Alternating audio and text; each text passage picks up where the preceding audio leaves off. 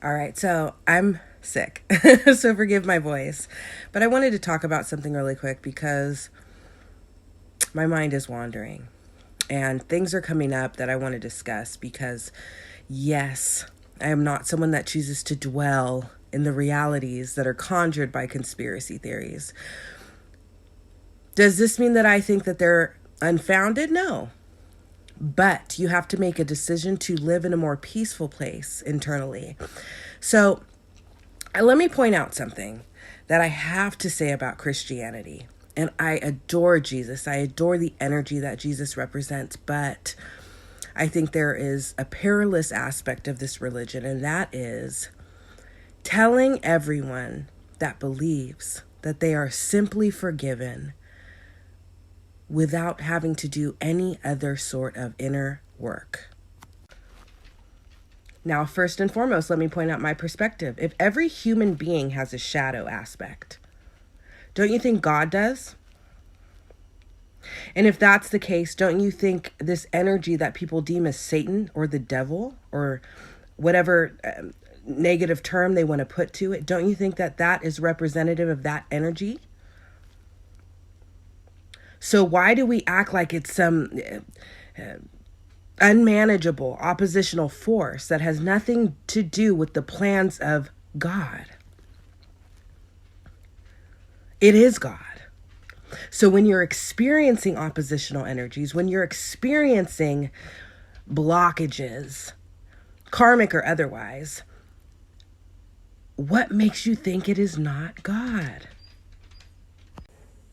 Am I the only one that has a dog who likes to lick their private parts and then try and lick you?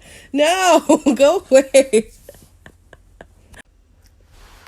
Now, I say that to say this. If you're experiencing blockages, if you're experiencing karmic opposition, it is just that.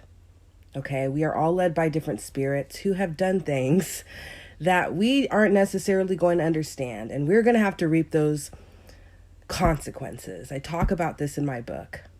But basically, in short, we reap the consequences of what was sown by our spirit. And if you want to learn more about the spirit you're being led by, pay attention to your astrology placements as they relate to different fixed stars. Pay attention to your name meaning. Pay attention to your MO, your modus operandi, and how it aligns with the story of different mythological figures. And trust that when things don't go the way you necessarily want them to, they are still going exactly as they are meant to. And let me get back on topic because I have sick brain. So let me talk about what I had mentioned before about the limitation or the shortcoming of Christianity, whereas they simply tell you if you believe you're forgiven. We have to work on ourselves, you guys. We have to change. We have to grow from the inside. And that's how we're going to be able to overcome our karmic obstacles and the things we face. If we simply externalize all of the blame by saying it's on some negative devil energy or some demon, you're not paying attention to your own accountability. A lot of times, things happen to us because of things we've done. Not always, but a lot of times. So we have to pay attention to our own shortcomings as well. And that's why I so greatly value numerology and this gift that God has given me, because I can understand things. I'm at peace in all situations because I understand why they're happening. And cycles are not forever. Cycles end. So you need to have trust in God during those times of difficulty and during those times where you feel like you're not aligning the way you want to be aligning. Be patient. Understand the universe. Trust the universe, even when things might seem dark and mysterious and you don't fully understand them. That's why conspiracy theories can grow to such humongous proportions, right? It's because people's imaginations are great and vast and powerful, and they can create and conjure things. But the problem is when fear is implemented, it certainly does more harm than good. So let me piggyback on this a little bit. So there is a huge conspiracy theory about shape-shifting reptilians. personally, do I believe in aliens? Of course. You cannot be a rational mind and sit here with knowledge of the vastness of the universe and act like human beings are the only life forms in existence. That would be foolish. However,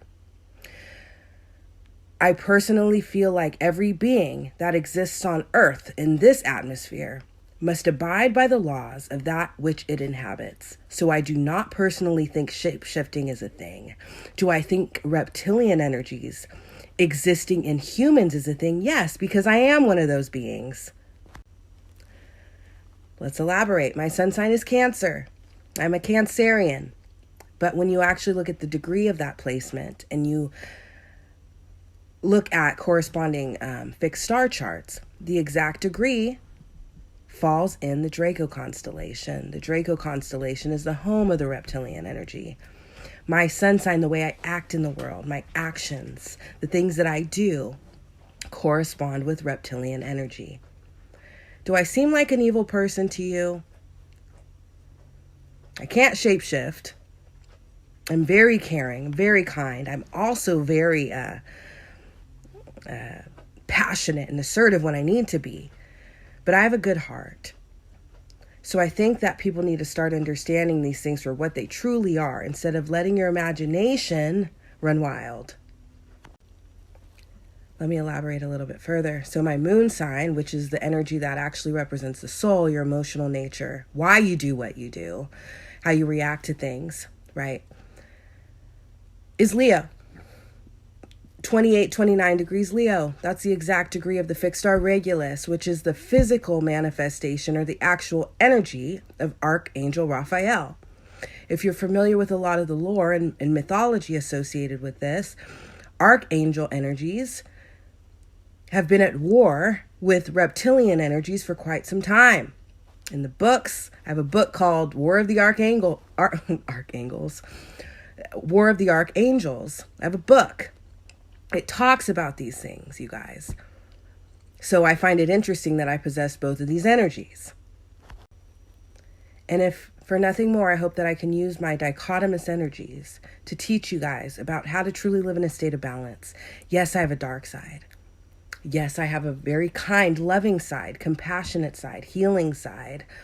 But I also have a wrathful side. But that is also associated more so with my spirit. Okay, if you pay attention to my name is Demetra, which means of the goddess Demeter. The goddess Demeter was a wrathful goddess. So in this lifetime, I've had to learn to balance those tendencies within myself. This is what I'm talking about, you guys. Being aware of your energies. Know thyself. Stop paying attention to the conspiracies and take a break and start working on you. Stop trusting in religion to do it all. Do it for you. Grow. Become the person God wants you to be. And you will break free. And I know I'm going on a bit of a tangent, but I just wanted to share that information with you guys. Please stop being afraid. Please stop misunderstanding the universe and God. God has it covered. Dark, light, good, bad. God is all of it. So when you pray, and when you connect and when you use divination tools, understand that you're tapping into all of it. Don't fear it. Embrace it. Trust it. And it'll all work out. All right. I love you guys. Take care.